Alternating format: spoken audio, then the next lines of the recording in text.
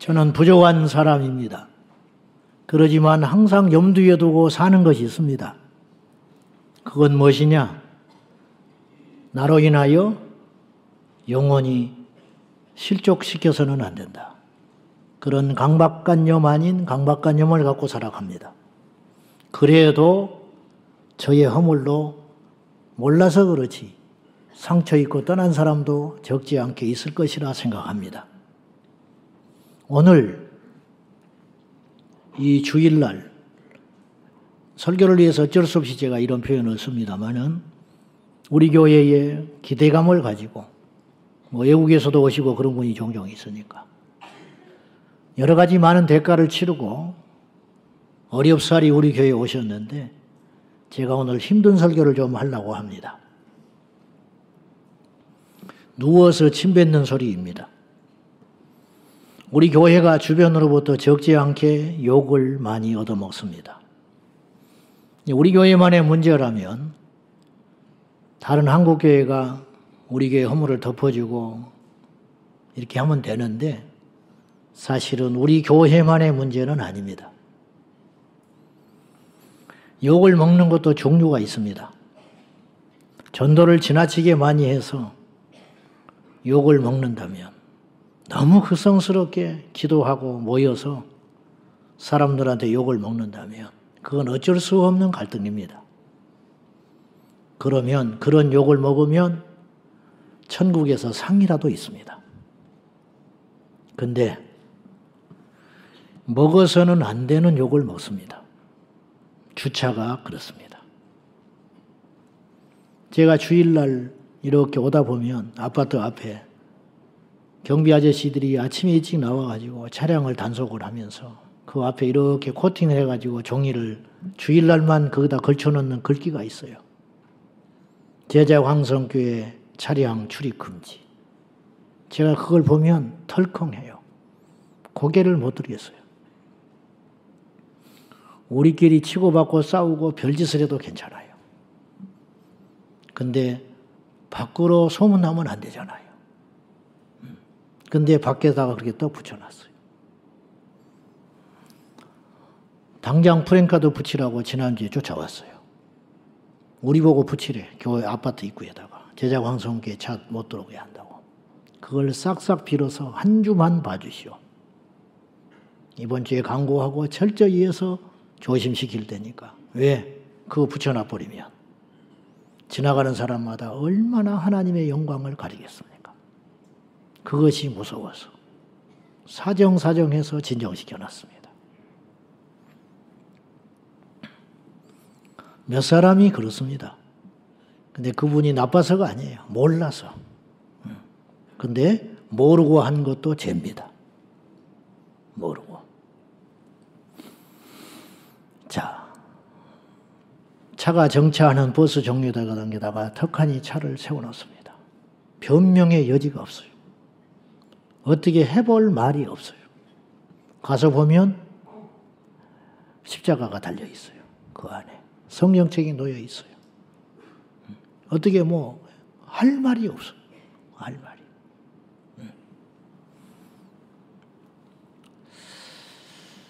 나라 살리는 운동한다고.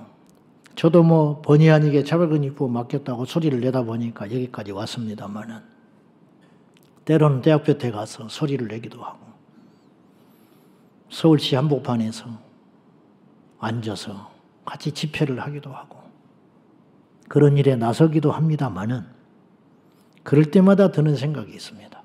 어쩔 수 없이 이 방법밖에 없기 때문에 안 하는 것보다는 나을 것 같아서 그렇게 하고 있지만 한편으로 드는 두려운 마음이 있어요. 지나가는 사람들은 우리를 어떻게 생각할까? 저 사람들 뭐하냐? 혹시라도 그럴까 봐. 나라 살리는 운동한답시고 길거리에서 남이 욕을 하든 말든 막소리를 해가면서 마이크를 잡고 그렇게 반말을 짓거리면서 연설을 하는, 설교를 하는 그런 사람들이 있습니다. 그리고 분별이 안 가서 그 밑에 앉아가지고 그 하나님 말씀도 아닌 소리를 듣고 아멘 아멘 해야 되는 사람들이 있습니다. 그리고 남이 보든 말든 그 길바닥에 무릎 꿇고 앉아가지고 두 손을 들고 오열을 하면서 방언기도를 하는 사람들이 있습니다. 방언기도는 그런 데 가서 하라고 주신 게 아니에요. 골방에 가서 해야 할 기도입니다. 본인은 기도하지만 남들은 미쳤다고 합니다. 남들은. 우리는 이해합니다. 그러나 아십니까? 세상에서 우리가 구원하고 전도해야 할 중도층의 사람들을 놓고 지금 싸우는 거거든요. 성령과 마귀가 우리를 통해서. 그들을 우리가 전도해서 하나님의 자녀로 만드느냐, 아니면 마귀가 그들을 데리고 가서 실컷 써먹고 있다가 지옥으로 보낼 것이냐, 그런 치열한 전쟁을 하고 있는 거거든요, 지금. 그러면 그들을 생각해야 한다는 거예요. 그들의 입장에, 그들의 눈에 비친 우리는 어떠냐는 거죠. 이거. 그리고는 예배를 합시고 그 복잡한 대로변에서 헌금을 걷고 다닙니다. 그러면 그 다음 그날 9시 뉴스에 딱 나옵니다. 다른 거는 하나도 안 나와요. 그분들의 수고, 그분들의 주장, 그분들의 외침, 그분들의 진정성 하나도 안 나와요. 헌금 걷고 다니는 거. 손 들고 막 알아지도 못하는 방언기도 하는 거. 그런 것만 떡하니 내보냅니다. 그러면 중도층에 있는 그들은 그들의 눈에 비친 우리는 그런 사람 돼버리는 거예요. 그런 사람. 절에 들어가 기도하면서 절이 무너지라고 돌면서 기도합니다. 제가 화건컨대 안 무너집니다. 100% 안 무너집니다. 우리 하나님은 그런 분 아니거든요. 땅 밟기 한다고 막 사방을 돌아다니면서 네가 밟는 땅을 주리라. 아멘. 절대로 안 주십니다. 외국 나가서도 그러고 다녀요. 그곳에 선교사님이 어떤 어려움을 당하는지, 장차 앞으로 전도할 때 어떤 어려움이 있는지 그건 개의치 않아요. 막 그러고 다니는 거예요. 그리고는 막 들쑤시고 들어와 버려요. 며칠 있다가. 뒷수습은 누가 합니까?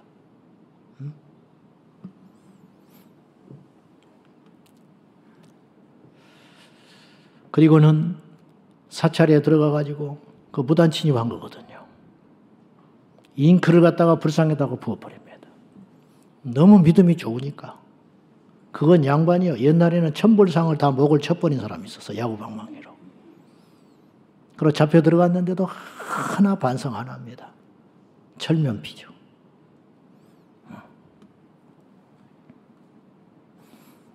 이런 이야기를 하려면 끝도 없어요. 위에 이 날거한 이야기에 공통된 특징이 있어요. 주차 불화, 사찰 침입, 불상 파괴까지 한마디로 뭐냐? 지혜롭지 못하다. 지혜롭지 못하다. 우리는 이 땅에 둘도 없는 진리를 갖고 있거든요. 하나님 말씀. 그리고 흉내낼 수 없는 절대자 신을 믿는 사람들이에요. 문제는 사람들은 우리를 모른다는 거예요. 그렇게 인정 안 해요. 간디는 알다시피 인도의 아버지입니다. 간디는 무저항운동으로 영국에 맞서서 이긴 사람이에요. 그가 19살 때 영국에 유학을 갔다가 우연히 읽은 성경 몇 구절이 간디의 인생을 바꿔놨어요. 말씀은 그렇게 위대한 거거든요. 도서실에 앉아있다가 앞에 있는 친구가 잠깐 나간 사이에 성경을 펴놓고 갔는데 그 말씀이 공교롭게도 산상수훈 말씀이었어요. 오른밤을 치거든 왼밤을 돌려대라. 누가 너를 송사하여 속옷을 얻고자 하거든 겉옷도 벗어줘라. 다 바뀌어버렸어. 간디의 마음에. 영국을 미워하고 증오만 했는데 2절 잡으러 가자. 때리면 맞고 죽이면 죽자. 영국이 손들어 버렸어요. 못 이겨. 그래서 인도가 독립을 하게 된 거예요. 알고 봤더니 아이러니하게도 간디를 사상적으로 뒤받치는 힘은 성경에서 나온 것이라는 거예요. 근데 간디는 이런 말을 했어요. 나는 예수는 믿는다. 그러나 기독교는 믿지 않는다 그랬어요. 이게 뼈아픈 소리예요. 왜냐? 인도에 진출한 기독교인들이 너무도 잔혹했기 때문이에요. 선교사들의 냄새가 안 나요. 목사들의 냄새가 안 나요. 영국의 기독교인 냄새가 나지 않았기 때문이에요. 꼭 우리들의 이야기 같아요. 오늘날 세상 사람들이 생각하는 기독교에 대한 인식이 있습니다. 물론 우리를 의도적으로 악의적으로 몰아세우려는 여론의 공격도 있겠지만은 빌미를 자꾸만 우리가 제공하는 것도 있어요. 털어 먼지 안 나면 되는데 먼지가 있어요. 그러니까 자꾸 틀리는 거예요. 자꾸 틀려. 목회 데이터 연구소라는 기관에서 2024년에 우리나라 3대 대표 종교가 있습니다. 저는 기독교를 종교라고 부르지 않지만은 세상 사람들은 종교라고 하니까 인용해 보겠습니다. 호감도 조사를 했어요. 일반인들한테. 불교에 대해서 어떻게 생각하냐 그랬더니 51%가 호감도가 있다 그랬어요. 51%. 천주교는 더 많았어요. 무려 69%의 호감도를 갖고 있었어요. 아무것도 안 하는데. 응? 아무것도 안 하잖아요. 뭘 합니까? 차별금지법을 반대하기를 합니까? 응? 나라를 위해서 기도회를 갔습니까? 근데 가만히 있는데 69%가 나왔어요. 우리는 죽기 살기로 하는데 전도도 하고 기도운동도 하고 금식도 하고 외치기도 하고 몸부림을 치는데 세상 사람들이 기독교를 호감도를 몇 프로가 나왔냐면은 36% 나왔어요. 51%, 69%, 36%. 근데 그 중에 기독교인도 꽤 있었을 거 아니에요. 그러니까 사실은 30% 이하인 거예요. 그리고 우리나라의 주축 세력인 30대에게 특별히 물었는데 기독교에 대한 호감도는 26%밖에 안 나왔어요. 이 말은 무슨 말이냐면 앞으로 장차 너 신은 종교를 가지려면 뭐 가질래? 절반 이상이 불교나 천주교로 하겠다 그런 뜻이에요. 한국교의 신뢰도는 2020년에는 32%였고 2021년에는 코로나 전국에 맞아서 21%까지 떨어진 적이 있었어요. 2022년 최근의 결과가 없어서 유감스럽습니다만은 지금도 더 나빠지거나 같을 거라고 봐요. 국민일보에서 3대 대표 종교에 대한 이미지 조사를 했어요. 자, 불교 하면 떠오르는 단어가 뭐냐? 그렇게 물어봤어요. 그랬더니 이렇게 답변들이 나왔어요. 불교, 포용적이다. 상생한다. 친근하다. 나는 그 무서워 죽겠더만 눈 막 튀어나오려고 하고 이러고 있는 게. 응? 대장군. 친근하대. 보수적이다. 엄숙하다. 경건하다. 배려한다. 공감한다. 천주교 하면 떠오르는 단어가 뭐냐 물었더니 헌신적이다. 희생적이다. 도덕적이다. 진정성이 있다. 배려한다. 경건하다. 그렇게 나왔어요. 눈치채셨겠지만 기독교 했더니 이런 말이 나왔습니다. 물론 좋은 말도 몇 마디 있죠. 대표적으로 그렇더라고요. 배타적이다. 배타적. 세속적이다. 가슴 아픈 소리예요. 세상과 우리가 맨날 싸운다고 하는데 우리를 세속적이라고 그래요. 물질적이다. 돈만 좋아한다. 위선적이다. 이기적이다.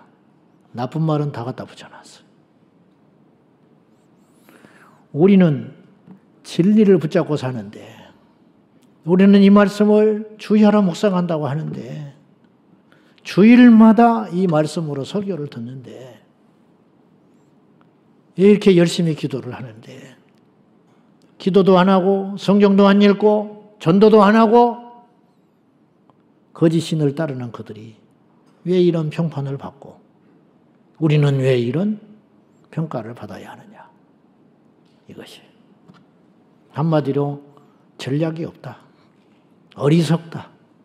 죽 써서 개주고 있다. 헛고생하고 있다. 그렇게밖에 표현이 안 나와요.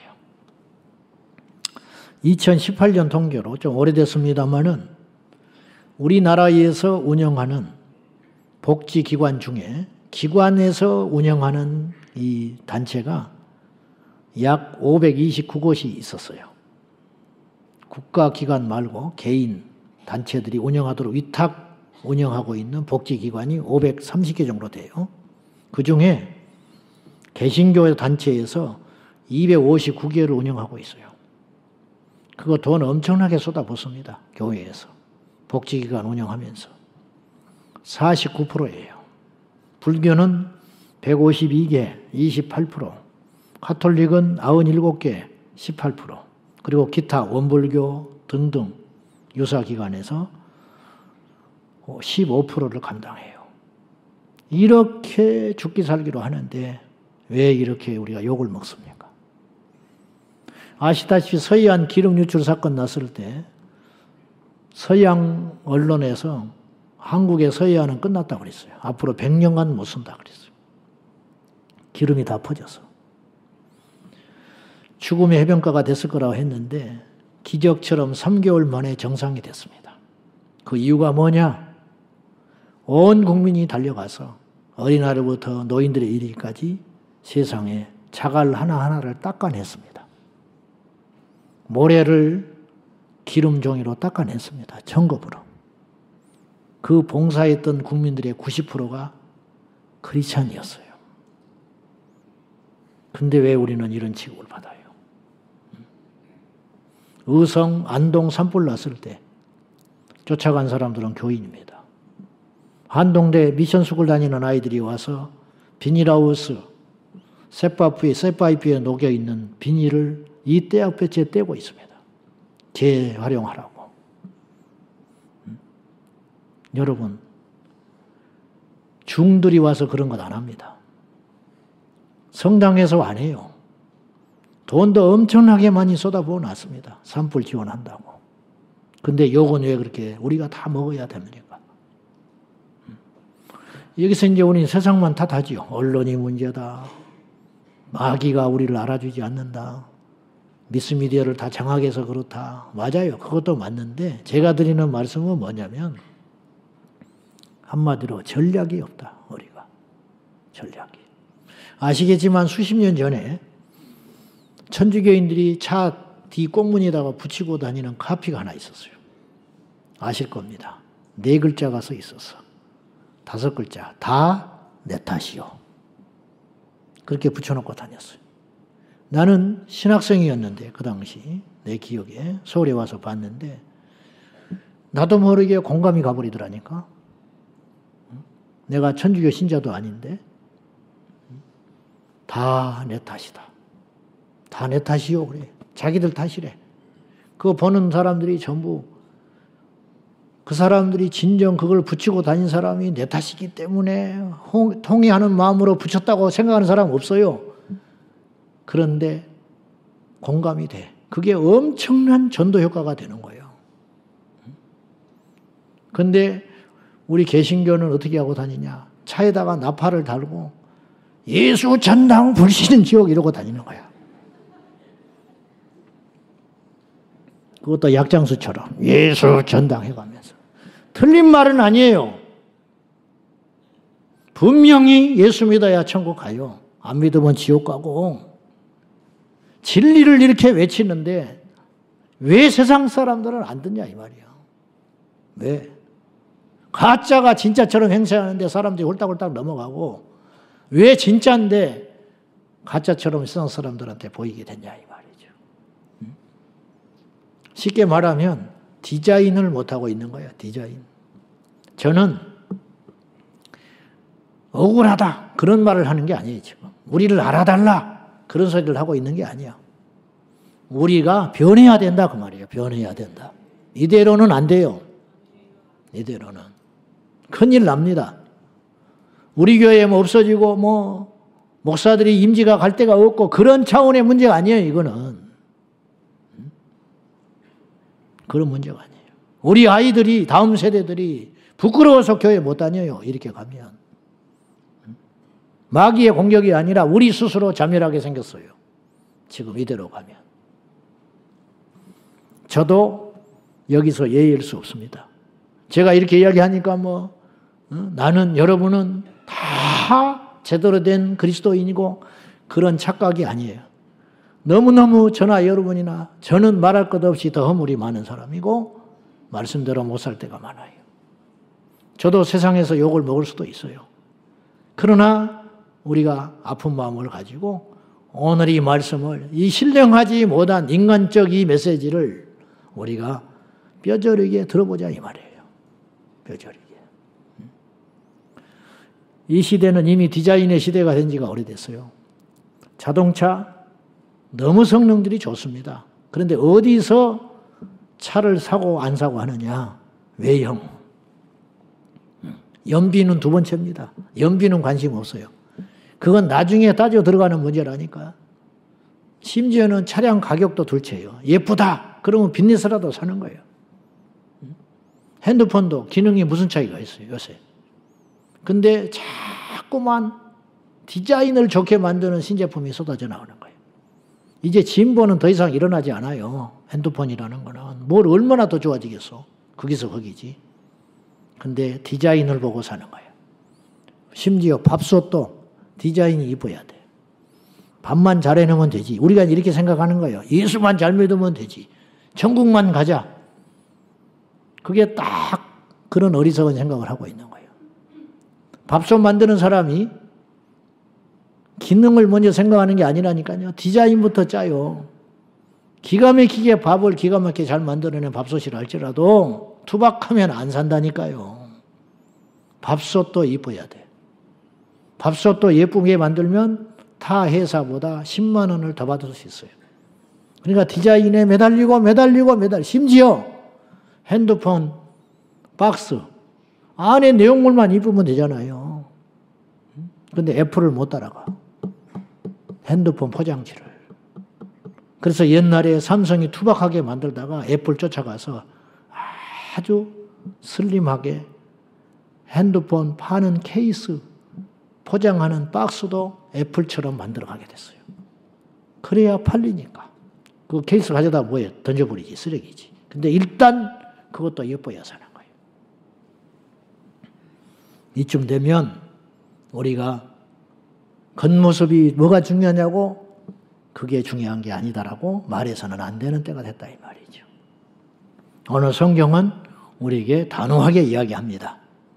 지혜롭게 있어야 된다.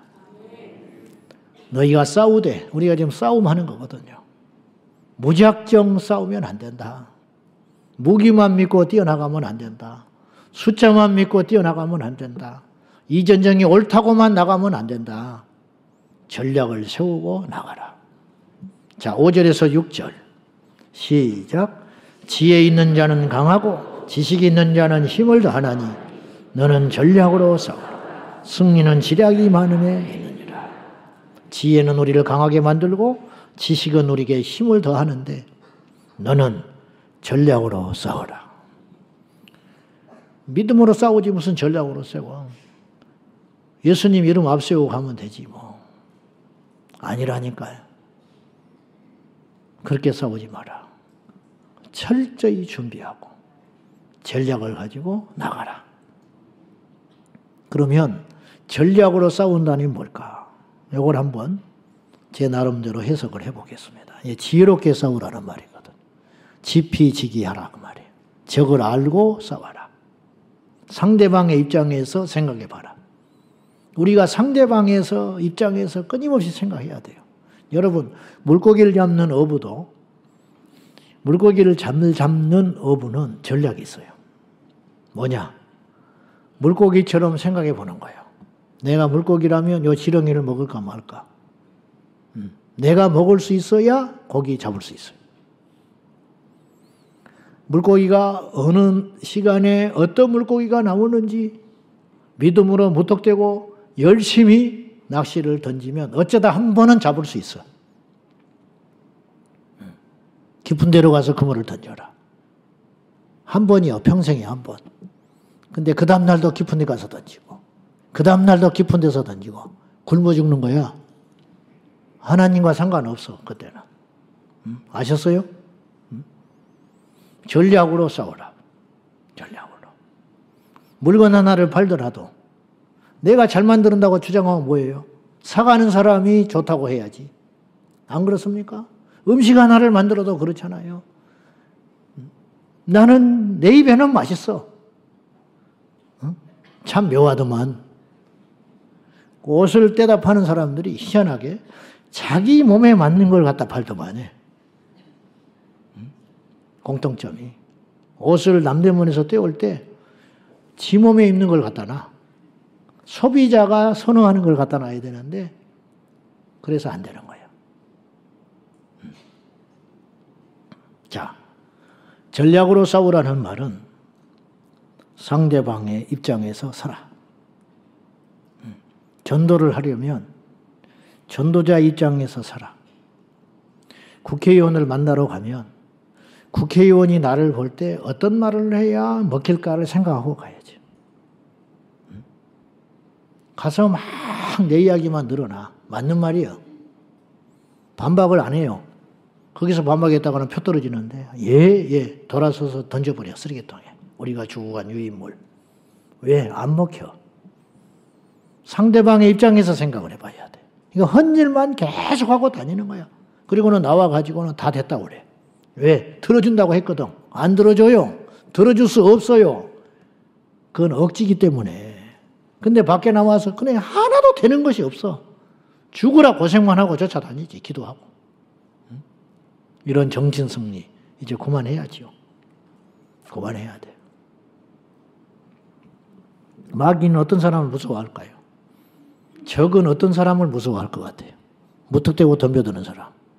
아니면 철저히 전략을 가지고 야근야근 파고 들어오는 사람. 누가 무서워요? 말할 것도 없잖아요.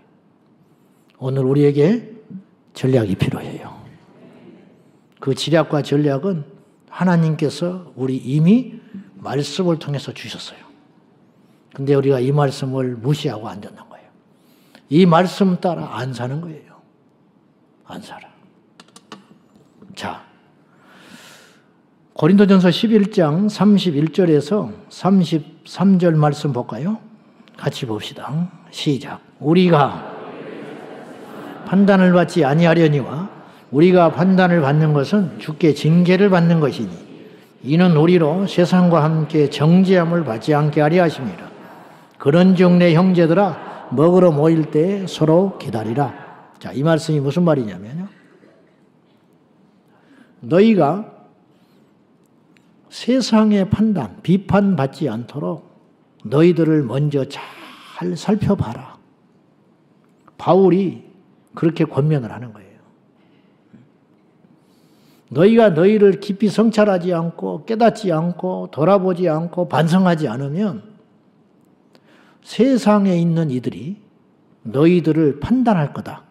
비판하고 손가락질 할 거라 그 말이에요. 근데 그것이 마귀가 그런 짓을 하는 게 아니고 하나님이 너희를 징계하는 것이다. 여러분 무조건 마귀라고 하지 마세요. 마귀도 억울한 게 많아요. 마귀도 할 말이 많은 거예요. 지금 말이 없어서 그렇지. 제법 많아요.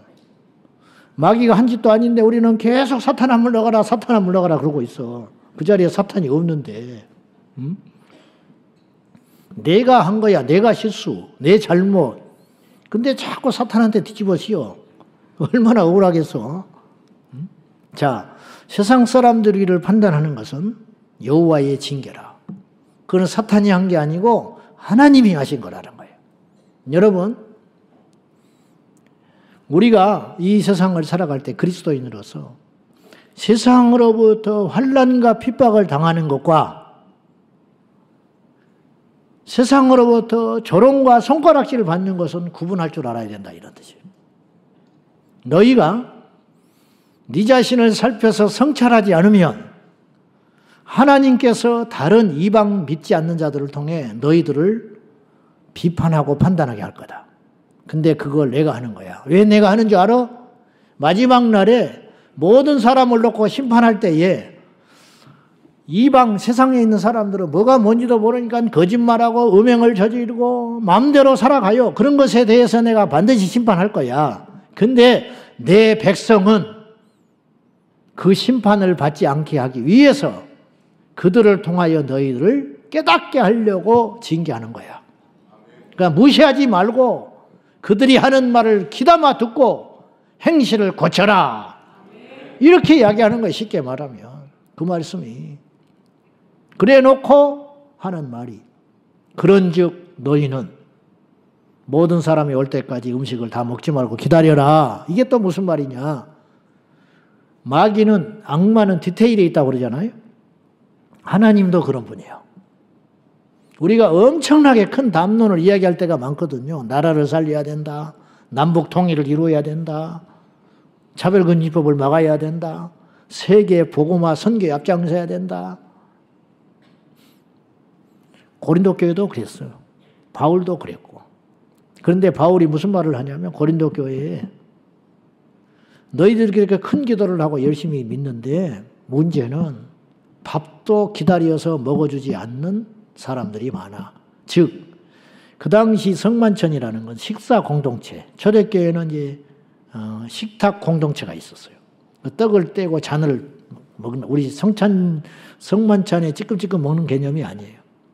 그런데 끝나면 같이 모여서 둘러앉아서 먹어야 되는데 이기적인 이들이 먼저 가가지고 배가 고프다고 홀딱 다 먹어버리는 거예요. 늦게 온 사람들은 항상 먹을 게 없어. 그래서 불평을 생겨. 이것이 세상에 바로 바울 귀에까지 들어간 거예요. 그러니까 그걸 그 귀한 성경에 그 짓 하지 말라고 써놓은 거예요. 그것 때문에 공동체가 위험이 온다는 거예요. 작은 것에 무너지면 큰 것이 무너지게 되어 있는 거예요. 이게 하나님의 역사고 마귀도 이런 일을 하고 있다는 걸 기억해야 된다 이 말이에요. 자, 고린도전서 14장 23절 말씀 봐요. 시작. 그러므로 온 교회가 함께 모여 다 방언으로 말하면 믿지 아니하는 자들이 들어와서 너희를 미쳤다 하지 아니하겠느냐. 사도 바울이 어떤 사람이냐면 누구보다도 방언을 말함을 방언으로 기도하는 걸 하나님께 감사하며 자부심을 가졌던 사람이에요. 그리고 알다시피 삼층천을 갔다 온 신령한 사람 아닙니까? 근데 이분이 뭐라고 그러냐. 방언을 못하는 사람이 이렇게 말했으면 열등감이라고 하지만은 바울이 고린도 교회에 일어나는 일 중에 이런 이야기를 하는 거예요. 너희들끼리 모여가지고 막 방언을 하고 그러면 다른 사람이 들어왔다가 너희들 보고 미쳤다고 한다. 미쳤다고. 방언은 좋은 것이로되 때와 시를 가려서 할 줄 알아야 된다. 이게 전략이다. 전략. 대표 기도로 올라오신 분이 너무 충만해 버렸어. 우리 권사님이 너무 충만해가지고 오늘 갑자기 방언이 터져버렸어. 우리는 이해해. 은혜스럽다. 뭔 말인지는 모르겠지만 은혜스럽다. 와, 막 불이 오네. 불이 와. 근데 오늘 어렵게 불신자 남편을 하나 데리고 온 집사님이 있었어. 그 사람은 이렇게 생각해. 절대 나 이게 안 다닌다. 야, 말로만 듣던 사이비가 여기 있구나. 전부 제정신이 아니다. 저걸 아멘을 하고 있다니. 그러니까 그렇게 하지 마라. 그렇게 권면하는 거예요. 자, 말씀 한 번 더 한 구절 읽고 마치겠습니다. 잠언서 24장 9절 봐요. 시작. 미련한 자의 생각은 죄요 거만한 자는 사람에게 미움을. 미련한 거는 우리가 이해해줘야 되잖아요. 미련하니까 아이고 뭐 답답하게 뭐 그런 사람하고 대화를 해. 근데 성경은 이야기해요. 미련한 자의 생각은 죄래. 죄. 넘어갈 문제가 아니라는 거예요. 절대로. 거만한 자는 사람에게 미움을 받는다. 성경은 특이한 말씀이 하나 나와요. 악하고 게으른 종아.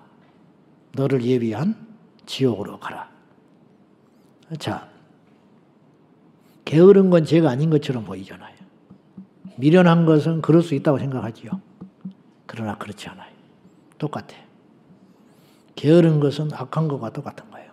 자, 무슨 말이냐? 내가 몰라서 그 일을 안 했어. 그거는 미련한 거예요. 머리가 안 돌아가. 머리가 나빠서 그걸 해야 하는 일인 줄 몰라버린 거야.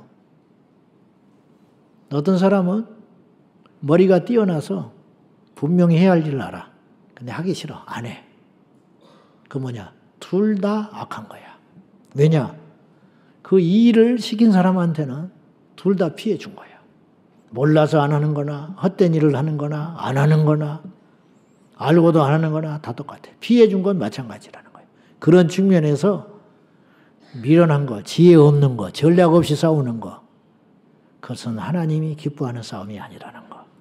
그걸 꼭 기억하고, 우리는 이 마지막 때에 마귀가 악랄해지고 있고 치밀해지고 있고 조직적이 돼가고 있는 이 때에 거기에 맞서서 우리도 하나님 앞에 후히 주시되 꾸짖지 아니하시는 하나님께 지혜를 후히 받아서 전략을 받아서 마땅히 행해야 할 바를 날마다 주님께 물어서 우리가 매사에 지혜롭게 행함으로 헛된 고생하다가 주님 앞에 가서 책망 듣지 말고 아버지 앞에 능률 있고 힘 있게 제대로 된 싸움을 하여 전략적으로 싸워 승리하는 저와 여러분 꼭 되기를 예수님의 이름으로 축원합니다. 기도하겠습니다. 하나님 아버지, 너는 전략으로 싸우라 하신 주여, 우리에게 전략을 가르쳐 주십시오. 주님, 우리가 세상 사람보다 미련해서야 되겠습니까? 주여, 우리가 세상 사람들보다 어리석어서 되겠습니까? 주여, 우리가 세상 사람들보다 아름답지 못해서 되겠습니까?